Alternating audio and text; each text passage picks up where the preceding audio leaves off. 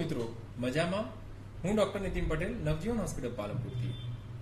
અમે જનરલી ઘણા બધા દર્દીઓ ડાયાબિટીસના દર્દીઓને જોતા હોઈએ છીએ.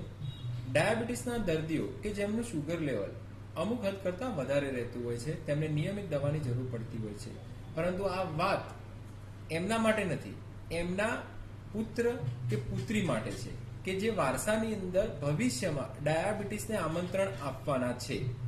તો અમારું રિસર્ચ એવું કહે છે કે જે ડાયાબિટીસના દર્દીઓ છે એમના છોકરા અને છોકરીઓની અંદર એક પ્રકારનું ગળપણ પ્રત્યે ક્રેવિંગ હોય છે.